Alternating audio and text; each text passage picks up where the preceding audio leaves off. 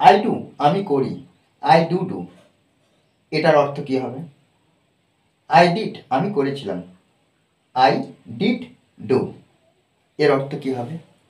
দেখো আমরা সাধারণত এরপরে আমরা কয়েকটা বাক্যের মাধ্যমে আমরা পুরো একটা বাংলা বাক্য থেকে ইংলিশে তৈরি করবো। জাস্ট এখানে I do do, I did do দিয়ে একটু ভালো করে আমরা বুঝে নেবো শেষ পর্যন্ত প্রথম থেকে। ওকে, দেখো এখানে সাধারণত আমরা এই যে এটা কেমনভাবে ব্যবহার করি, এই যে আই ডু আমরা বলতে পারি I play, I sleep, I eat, I go, এইভাবে কিন্তু আমরা প্রত্যেকটা বাক্য তৈরি করি। সেক্ষেত্রে কি হয় না, প্রেজেন্ট ইনডেফিনিট টেন্সে ব্যবহার করা হয়।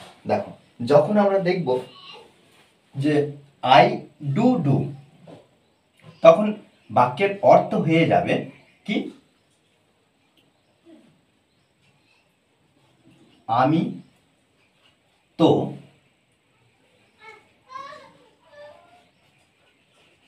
করি। দেখো এখানে অর্থটা কিভাবে আসছে, দেখো যখন আই ডু ডু হবে তখন কি হচ্ছে, আমি তো করি, অর্থাৎ আমি তো করি, এর বিষয়টা কি, এর এক্সপ্রেশনটা কি প্রকাশ পাচ্ছে, অর্থাৎ কি সেই কাজের উপরে জোর দিয়ে আমরা বলছি। যখন এই রকম পজিশন থাকবে আমরা কি করব না, আমরা তার প্রতি জোর দিচ্ছি, এই যে আমি তো করি, আমি তো করি। ওকে, আমরা হয়তো দেখো এইভাবে বাক্যগুলো তৈরি করব। দেখো তারপরে কি আই ডিড ডু এর অর্থটা কী হবে, আমরা হয়তো অনেকে আন্দাজ করতে পারছি যে কি হতে পারে। দেখো যখন ডিড ডু সাবজেক্টের পরে থাকবে তখন অর্থাৎ এর অর্থটা আমরা এক্ষুনি দেখে নেব কি, আমি তো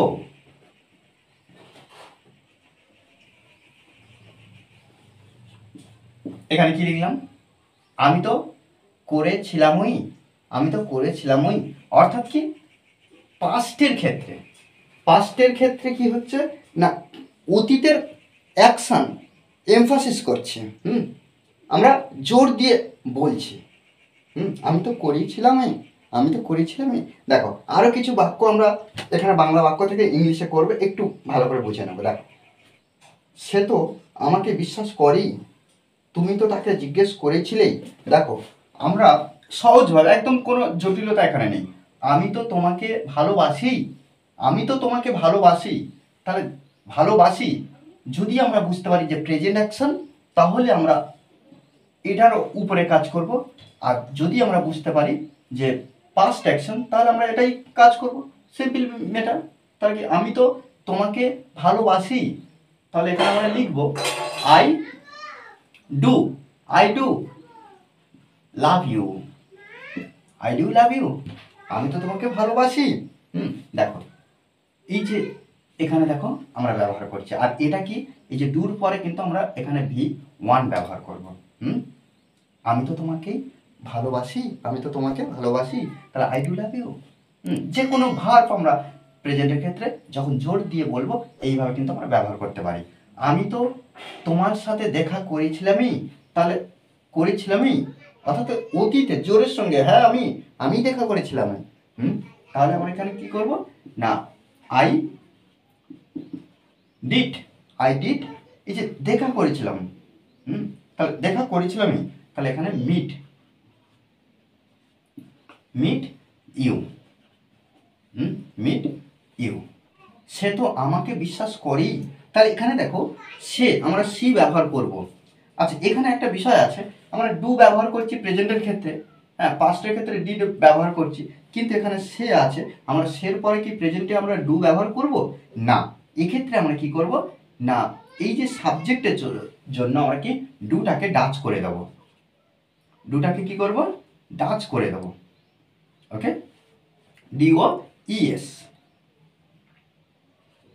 DOES, তাহলে সি ডাচ, সি ডাচ কি বিশ্বাস, বিলিভ,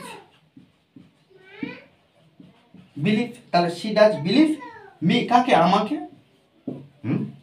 তুমি তো তাকে জিজ্ঞেস করেছিলেই, তাহলে এখানে আমরা একইভাবে ইউ করেছিলেই, you did, you did ask, এটাও V1 লিখব। ইউ ডিড আস্ক কাকে, তাকে, হিম। ওকে, দেখো এইভাবে এই এক্সপ্রেশনগুলো আমরা কিন্তু ইংলিশে ট্রান্সলেট করবো সুন্দরভাবে। আচ্ছা, এখানে আমি আরেকটা বাক্য আমি দিচ্ছি, যে বাক্যটা আমাকে অবশ্যই কমেন্ট বক্সে জানাবে। কি, সে তো তাকেই রাতে দেখেছিলেই। সে তো তাকে রাতে দেখেছিলেই।